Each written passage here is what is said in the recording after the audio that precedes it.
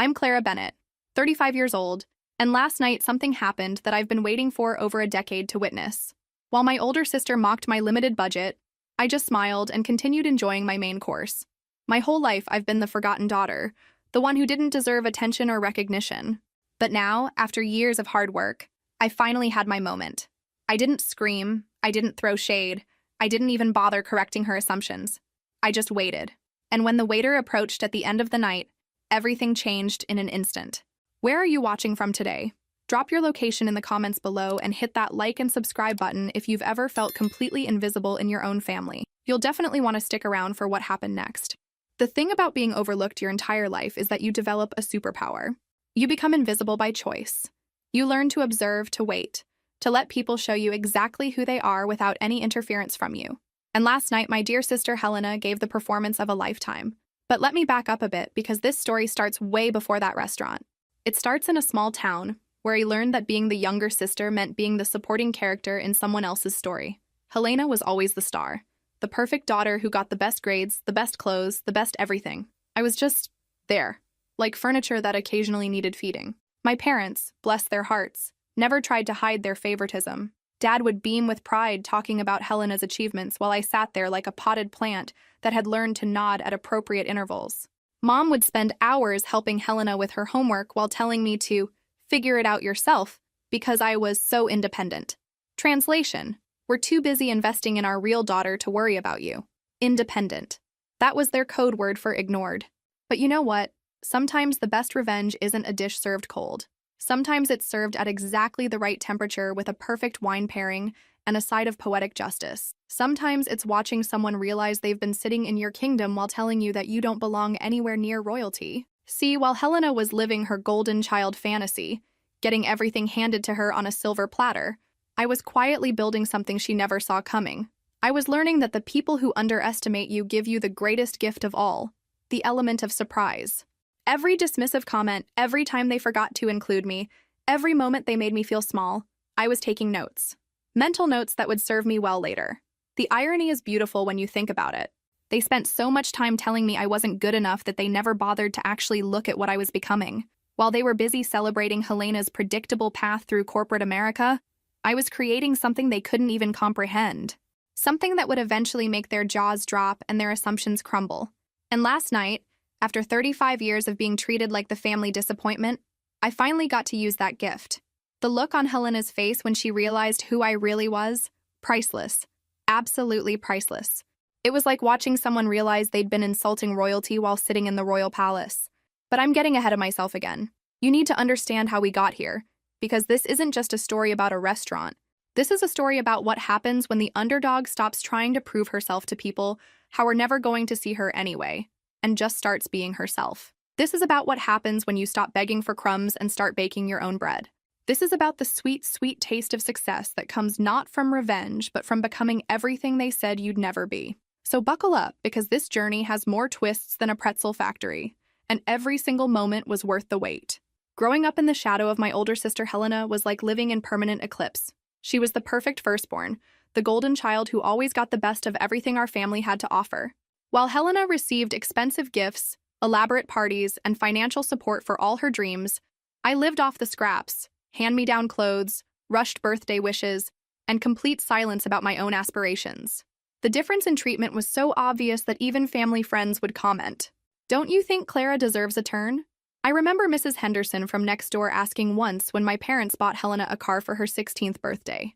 My mother just laughed it off. Clara understands she needs to wait her turn, but my turn never came. It was like being in a queue for a ride that had been permanently closed, but nobody bothered to tell you.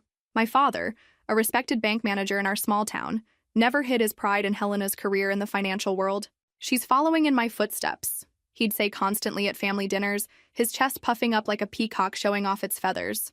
When I expressed interest in culinary arts at 16, I heard from him, "Cooking is a hobby, not a career." My mother, a high school teacher, shared the same vision. Because apparently in their world, creativity was just a cute phase you grew out of, like believing in Santa Claus or thinking you could be anything you wanted. What hurt most wasn't the rejection itself, but the casual way it was delivered, like they were discussing the weather. "We need to invest in Helena's future first," they'd explain with the patience of saints talking to a particularly slow child. She's already in college, she needs our support to get established. When it's your turn, we'll see what we can do. The phrase, "we'll see," became the soundtrack of my childhood. We'll see about your birthday party. We'll see about that school trip. We'll see about your dreams. The logic was simple in their minds. Why waste resources on an uncertain career like gastronomy when they could guarantee at least one daughter would succeed in the corporate world they understood and valued? Makes perfect sense, right? Well, if you're living in the 1950s and think creativity is something only unstable people pursue. Clara has always been independent. She manages well on her own, was what they'd say when someone questioned the obvious difference in treatment. And that became the story they told so often that even I started believing it. Because if you hear something enough times, it becomes your truth, whether you like it or not. I became the easy child, the one who didn't need attention, the one who could handle disappointment with grace. I remember one Christmas when Helena got a professional camera set she'd been wanting, while I received a basic cookbook from the clearance section. The price tags were still on both gifts. Helena's gift was worth more than I'd see an allowance for an entire year. But when I looked disappointed, my father actually had the audacity to say, "At least you got something practical that matches your interests," as if the fact that it was food-related made up for the fact that it was clearly an afterthought. When I finally graduated high school, there was no car, no celebration, because my parents were too busy paying for Helena's college graduation party. And when I managed to get into culinary school, once again I heard there was no way to help me. After all, Helena was about to get married, and the family finances already had their destination mapped out. I spent my 18th birthday eating cake alone in my room while my parents discussed Helena's wedding plans downstairs. The cake was store-bought, generic. The candles were left over from her last birthday party. That night, I made myself a promise while staring at my reflection in my bedroom mirror. I wouldn't spend my life begging for crumbs from their table. I'd build my own damn restaurant. I kept trying to earn their approval like some kind of emotional masochist who couldn't take a hint. I visited my parents every holiday, helped with family gatherings, and always brought small, handmade gifts that ended up forgotten in some drawer. I called every week to check how everyone was doing, even though I rarely received the same treatment in return.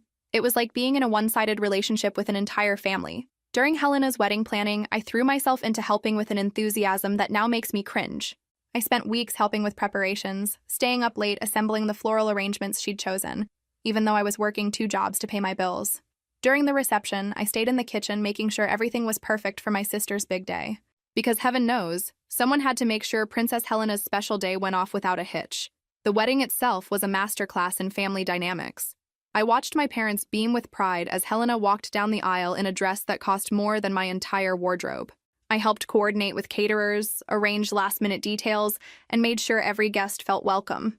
But when it came time for family photos, I was relegated to the back row, partially hidden behind a cousin I barely knew. "Clara, could you serve some more champagne glasses?" my mother asked while I watched everyone having fun at the party I helped organize.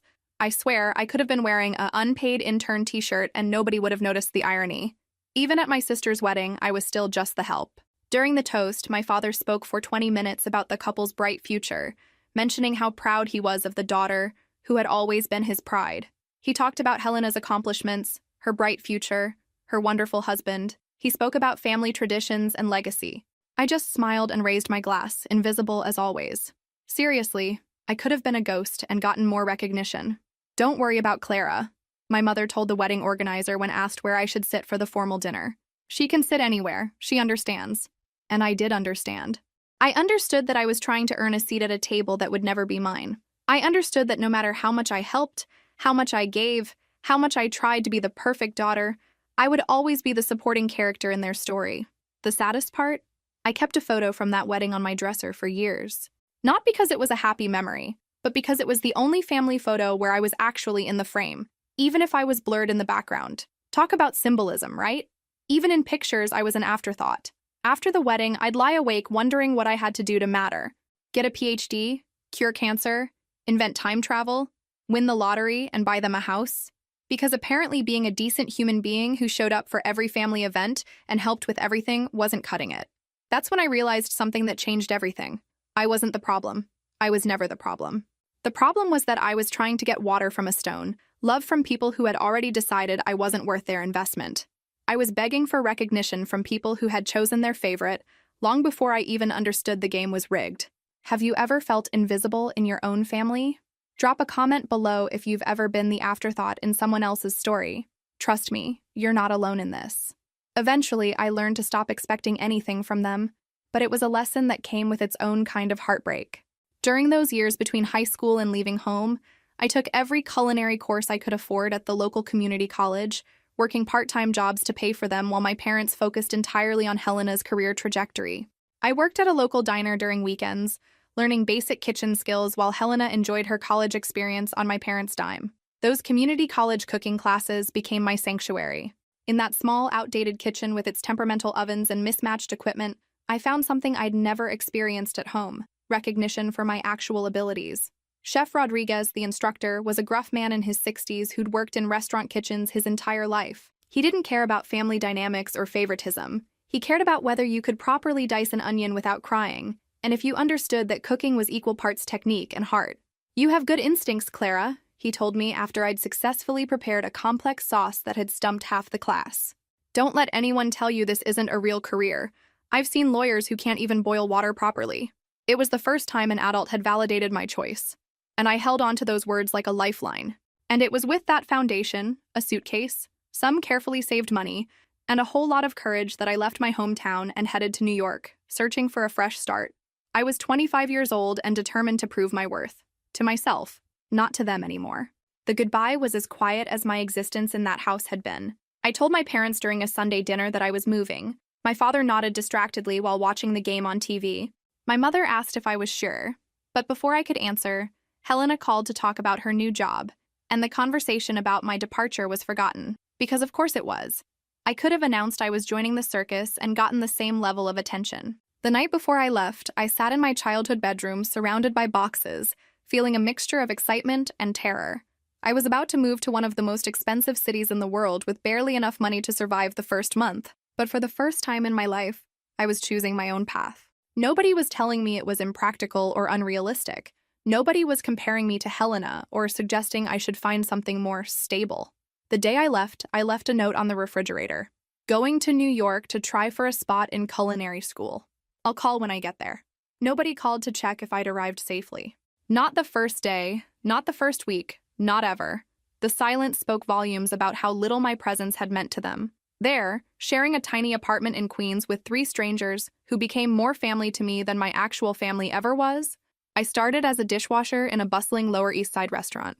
The apartment was barely bigger than my childhood bedroom, and I shared it with Maria, a dancer from Puerto Rico, Jennifer, an aspiring actress from Ohio, and Sam, an art student from Vermont. We were all chasing dreams that our families didn't understand, and we formed a bond that sustained me through those early difficult months. The nights were long and my hands would turn red and painful from the constant exposure to hot water and harsh detergents.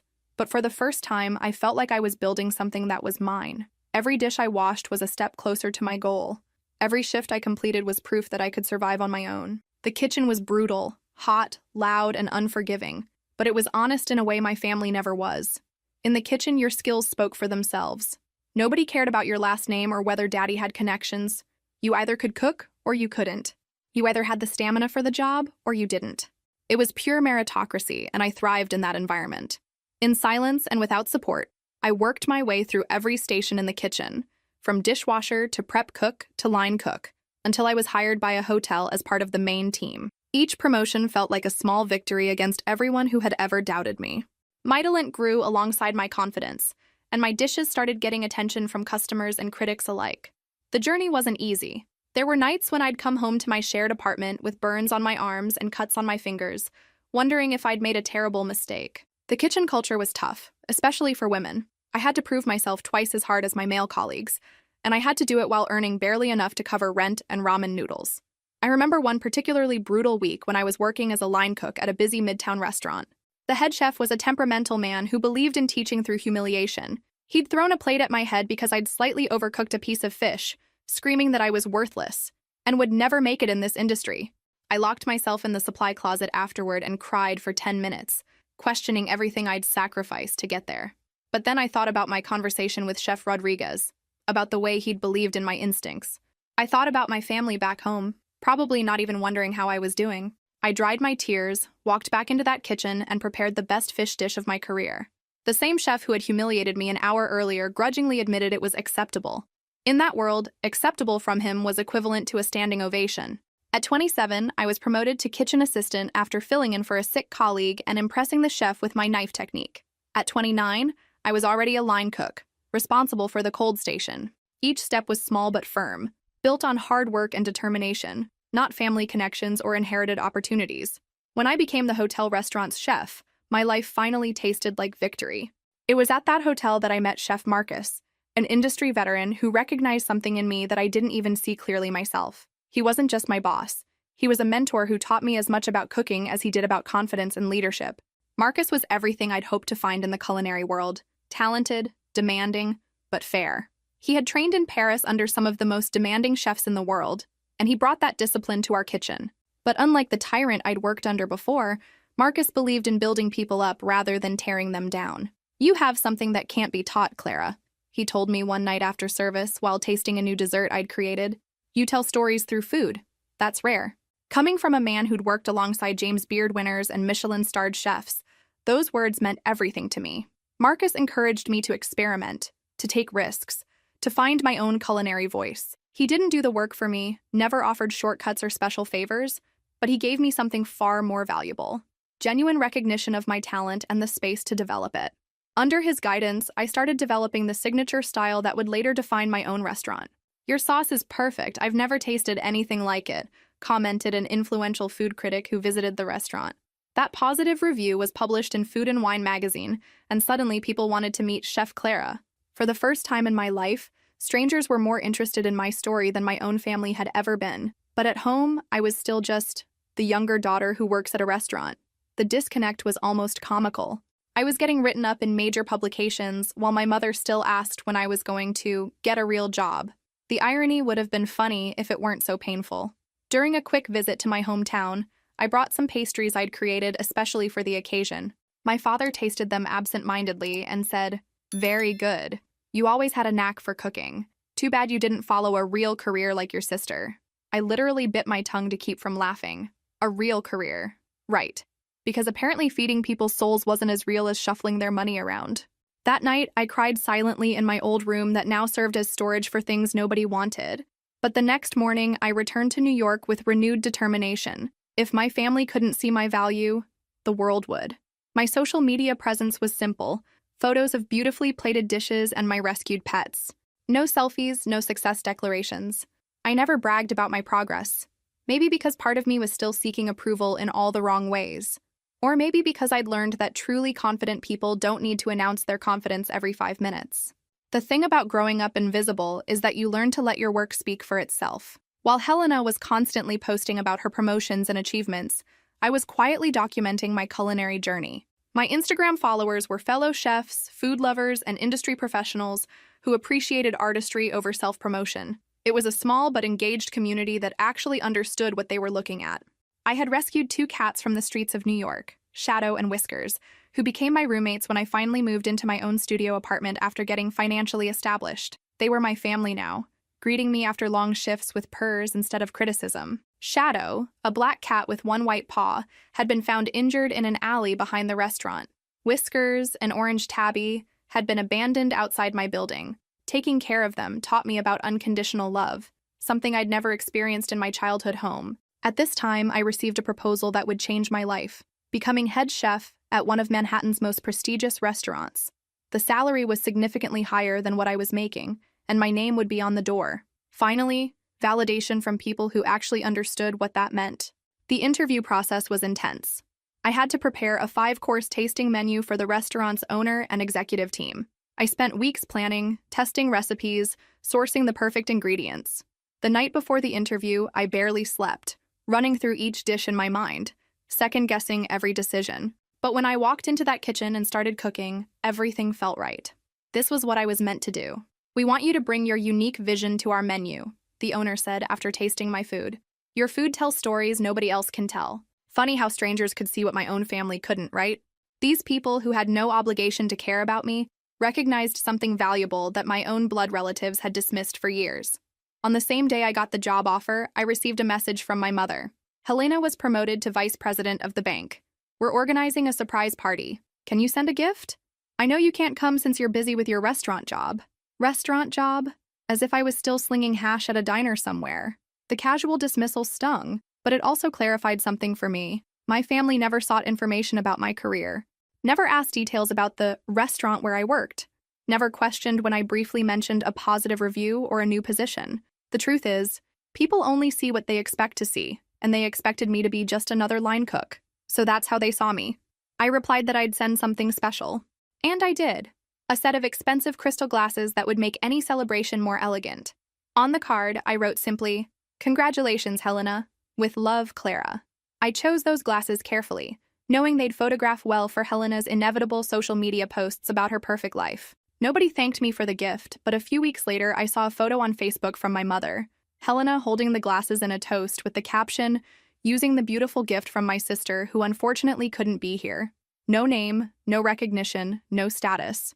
In their imagination, I was just the daughter who couldn't succeed like her sister. Little did they know, I was about to become everything they thought I'd never be. The irony wasn't lost on me. I was buying gifts with money earned from a career they didn't think existed, celebrating achievements they'd never acknowledge. But hey, at least the champagne looked good in those glasses.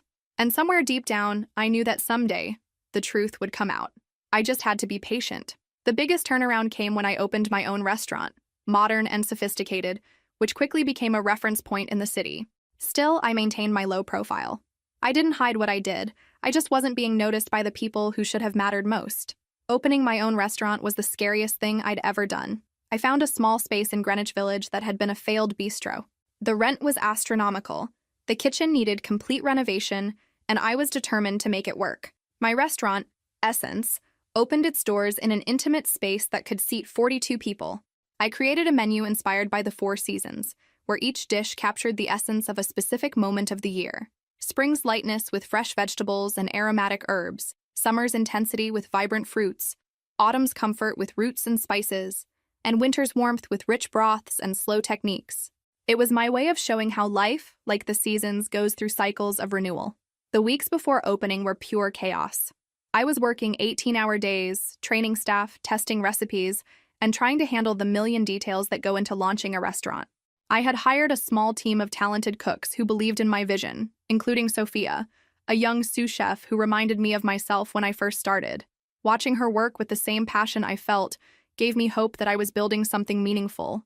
Opening night was terrifying. I stood in the kitchen watching the first customers walk through the door, wondering if anyone would actually come. But they did come, and they stayed, and they loved the food. By the end of the first month, we were booking reservations 2 weeks in advance. 3 months after opening, the New York Times published a full-page review, calling Essence Revelation of the Year, and me, the new star of New York gastronomy. I found out about the review from Sophia, who burst into the kitchen waving her phone and screaming. I read it 3 times before I believed it was real. Reservations went from walk-ins welcome to a 3-month waiting list overnight. I went from unknown to unmissable faster than you could say James Beard Award. The day the review came out, I called home to share the news. But first, I received a text from Chef Marcus. "So proud of you, Clara. You deserve every word of that review." Having my mentor's recognition meant everything. In a routine call home, I tried once more to share my achievement with my family. "Mom, I have news about work." "Honey, can I call you back? Helena is here showing photos of the new beach house they bought. You won't believe the size of the porch." After that day, I stopped trying. Not out of anger or resentment, but because I finally understood. My success didn't need their validation to be real. I was like a tree falling in the forest. Just because they weren't there to hear it didn't mean it didn't make a sound. The restaurant industry noticed, though. Food and Wine magazine featured me in their Rising Stars issue. The James Beard Foundation invited me to cook at their annual gala. Celebrity chefs started following me on social media and requesting collaborations. My phone was ringing constantly with opportunities that my family would never know about because they never asked. I started keeping a mental scorecard.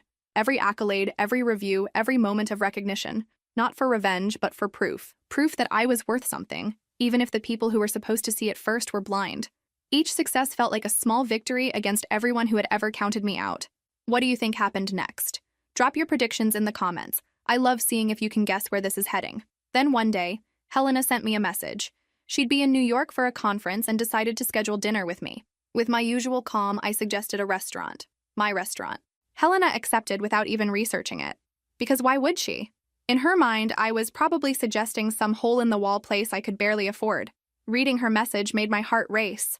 After all these years, Helena wanted to have dinner with me. Part of me wondered if she'd finally heard about my success, but another part suspected this was just another opportunity for her to remind me how much better her life was than mine. Either way, I knew this dinner would be significant. I spent days planning every detail.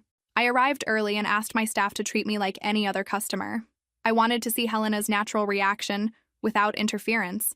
I sat at the reserved table and waited, feeling like a scientist about to observe a fascinating specimen in its natural habitat. The restaurant was buzzing that night. Every table was full, the energy was electric, and my team was performing flawlessly. I watched other diners enjoying dishes I had created and felt that familiar surge of pride. This was my kingdom, built from nothing but hard work and determination. Helena arrived 20 minutes late, dressed impeccably in a designer suit that probably cost more than most people's monthly rent. Some things never change. Helena has been fashionably late since birth, as if the world exists on her personal timeline. She walked in with the confidence of someone who had never been denied anything in her life. "Sorry for the delay," she said without really seeming sorry. "Traffic was terrible. This place is more upscale than I expected." She looked around, evaluating the environment with that look I knew so well. The look of someone mentally calculating how much each detail cost and wondering how her little sister could afford to eat here. She studied the menu with the intensity of someone taking a final exam. I watched her eyebrows raise at the prices, watched her try to process how I could possibly afford this place. The irony was delicious. My sister was sitting in my restaurant, questioning whether I belonged there. "So, how's life serving tables?" she asked casually while examining the menu, not even bothering to make eye contact. The audacity was breathtaking, really. Here we were, sitting in one of Manhattan's most sought-after restaurants, and she still saw me as the little sister who couldn't possibly amount to anything significant. "Actually, I haven't served tables in years," I replied calmly. "I'm a chef." "Oh, good for you," she said distractedly, still studying the prices with the fascination of someone discovering a new species. "These prices are pretty steep. Are you sure you can afford this place?" I almost laughed out loud. Almost. But I'd been waiting my whole life for this moment, and I wasn't about to ruin it with premature satisfaction. The setup was too perfect. Helena was about to get the surprise of her lifetime. "I think I can manage," I said, taking a sip of the wine I'd personally selected for our table, the same wine that had been featured in Wine Spectator magazine the month before. But Helena didn't need to know that. Yet. And it was exactly as I knew it would be. Upon arriving, my sister looked at the environment with a superior air, mocked the prices on the menu, and with a crooked smile, fired off, "This restaurant is too expensive for you, don't you think?" I just smiled and kept eating. I didn't want to prove anything. I just wanted to enjoy the moment. Because sometimes the best theater is the kind where only one person knows they're watching a performance. The evening unfolded like a masterpiece of dramatic irony. Every dish that arrived at our table was a creation of mine. Every flavor profile was something I had developed through countless hours of experimentation. Helena was literally eating my art, while simultaneously telling me I'd never amount to anything. The universe has a sense of humor, I'll give it that. During dinner, Helena talked about herself, business, friends, shoes. I listened to everything with the same patience of someone who had spent their entire life being ignored. It was like listening to a greatest hits album I'd heard 1,000 times before, all about Helena's accomplishments, Helena's success, Helena's perfect life. "You know, Clara, I've been thinking," she said between bites of my signature appetizer. "Mom said you're doing well, but honestly, you're already 35. Don't you think it's time to have a real career? I can recommend you for an administrative job at the bank. It doesn't pay much, but it's a start." The condescension was so thick you could cut it with one of my professional-grade knives. Each dish that arrived at our table was a work of art. The servers served with reverence, explaining each element with precision. Helena barely listened, focused on her monologue about her perfect life. It was like watching someone miss a sunset because they were too busy taking selfies. "This presentation is incredible," she commented while photographing her main course for Instagram. "Whoever designed this menu is brilliant. The flavors are so complex, so sophisticated. I've never experienced anything like this." Those words hit different when you know they're talking about your own creation. It was like being complimented by someone wearing a disguise. I smiled internally, feeling a small wave of satisfaction hearing those sincere words. The same hands she thought were only good for serving tables had created every single bite she was raving about. The same creativity she'd dismissed as impractical was the foundation of every dish she was photographing for her social media.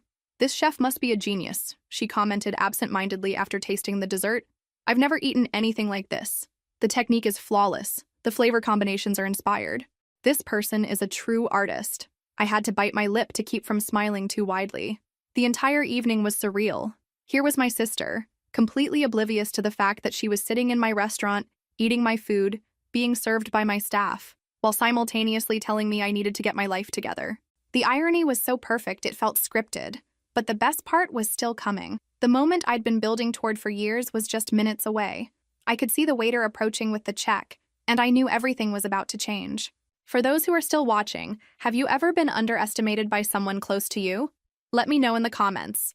And trust me, you won't want to miss what happens next. When Helena asked for the check, already assuming I couldn't pay, the waiter approached and quite naturally said, "Don't worry about it. The owner already took care of everything, as always." Helena frowned. "The owner? What owner?" The waiter smiled and pointed to me. "Chef Clara, owner of Essence." Her fork hit the floor. Literally. The sound echoed across our table while Helena stared at me, her mouth opening and closing like a fish out of water. Her face went through a series of emotions in seconds: confusion, disbelief, surprise, and finally, stunned comprehension. The moment stretched between us like a taut string about to snap. I watched my sister's world reorganize itself in real time. Every assumption she'd ever made about me, every dismissive comment, every time she'd treated me like the family failure, it all came crashing down in that instant.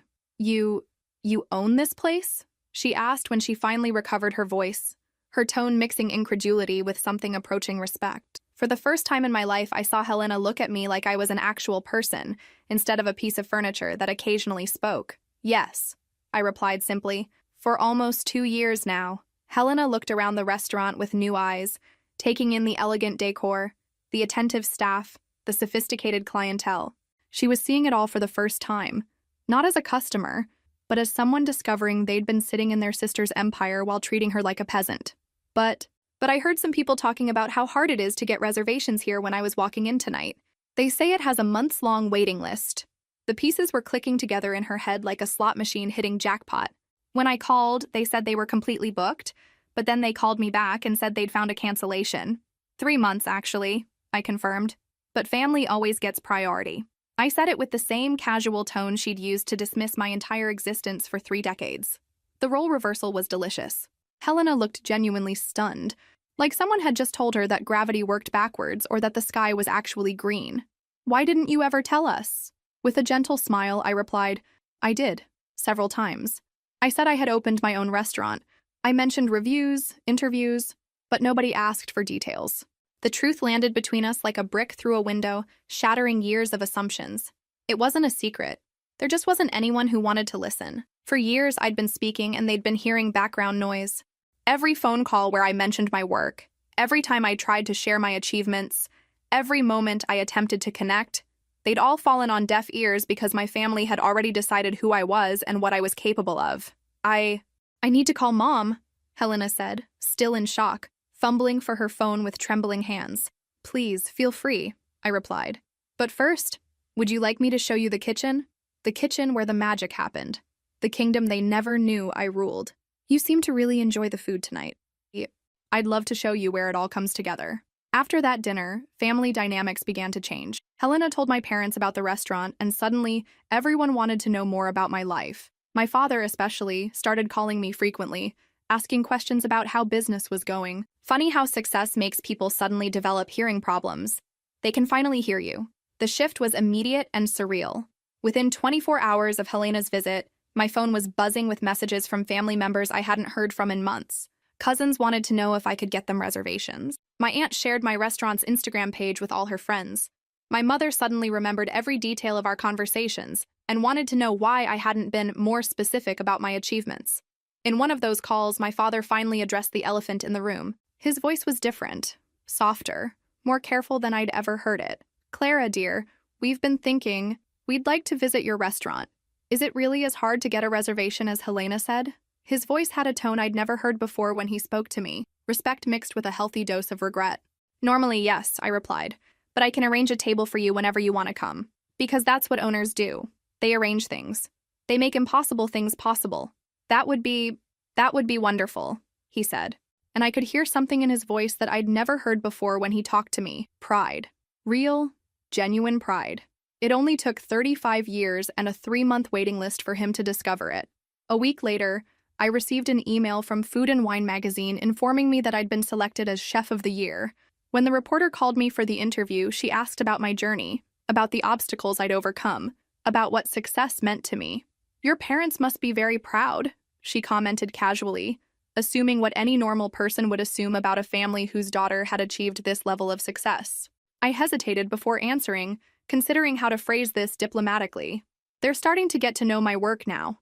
"What do you mean? You're one of New York's most celebrated chefs." The reporter sounded genuinely confused, as if she couldn't comprehend how anyone could miss such obvious achievement. I smiled to myself, choosing my words carefully. Sometimes the people closest to us are the last to see us clearly. It was like being famous everywhere except in your own hometown. Except the hometown was my family dinner table. The reporter was quiet for a moment, processing what I'd said. Then she responded, "That's actually a beautiful way to put it. Mind if I quote you on that?" "Go ahead," I said. "Sometimes truth makes the best headlines." That quote ended up being the pull quote for the entire article. Sometimes the people closest to us are the last to see us clearly. Chef Clara Bennett. It felt good to have my words matter to someone, to have my perspective valued and shared with the world. The article came out a month later, featuring a full-page photo of me in my kitchen, surrounded by the dishes that had made me famous. My phone exploded with congratulations from colleagues, customers, and food industry professionals. But the call that surprised me most came from my mother. "We saw the article," she said quietly. "We had no idea. We're so sorry, Clara. We're so proud of you." A month later, my parents came to New York to dine at my restaurant for the first time. I prepared a special menu with dishes that told our family story, including a dessert inspired by the only homemade birthday cake my mother made for me when I was 8 years old. Because if you're going to tell a story through food, might as well make it personal. The day they arrived, I was nervous in a way I hadn't been since opening night. This wasn't just about impressing food critics or industry professionals. This was about showing my family who I really was, who I'd become despite their lack of support. I wanted them to understand not just what I'd achieved, but how I'd achieved it. They arrived punctually, visibly nervous and out of place in the sophisticated environment. Helena and her husband came too, more comfortable but still clearly processing the shift in family dynamics. Watching my parents navigate my world was like watching tourists in a foreign country where they didn't speak the language. My mother wore her best dress, the one she saved for special occasions. My father had put on a tie, something he rarely did outside of work. They looked around with wide eyes, taking in the elegant decor, the professional staff, the unmistakable aura of success that permeated every corner of my restaurant. "This place is impressive," my father said, looking around with an expression that mixed surprise with a hint of regret. You could practically see him recalculating 30 years of assumptions about his younger daughter. I showed them the kitchen, the awards, the framed reviews. My mother touched my arm several times, as if she needed to confirm that I was real, that this success was real. It was like she was meeting me for the first time, seeing me as an actual person, rather than the disappointing daughter who never lived up to her potential. "Why didn't you ever insist on telling us?" she asked during dinner, looking genuinely confused, as if the problem had been my communication skills rather than their listening skills. "I did tell you," I replied simply. "In the few times you called, I mentioned I was working at a restaurant. You just assumed I was serving tables." The truth was gentle but unmistakable. Understanding crossed their faces slowly. It wasn't a moment of instant transformation, but the beginning of a process. I watched my father swallow hard, uncomfortable with the truth that was revealing itself like a photograph developing in slow motion. "Clara, how did you achieve all this?" he asked finally, his voice softer than I'd ever heard it.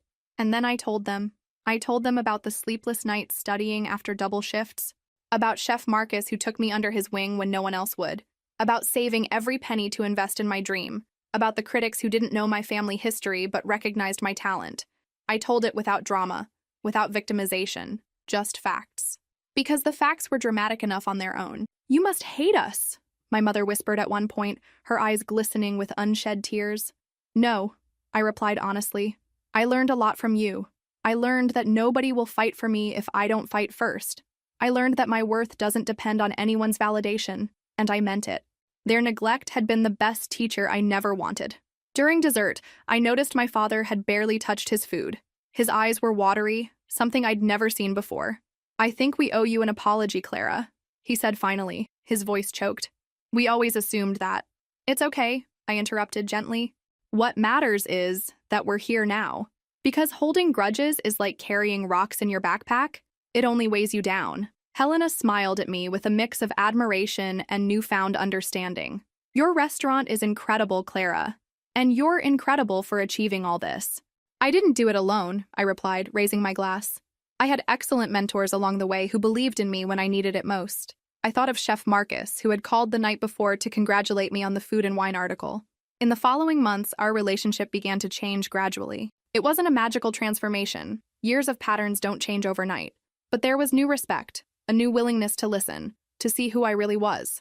Progress, not perfection. During a later visit, my 8-year-old niece came to visit me in the restaurant kitchen and asked, "Aunt Clara, how do you know how to make such delicious food?" I looked at Helena, who smiled at me with a new look of admiration, and replied to the little one, "You know when you draw something and feel really proud? Food is my drawing.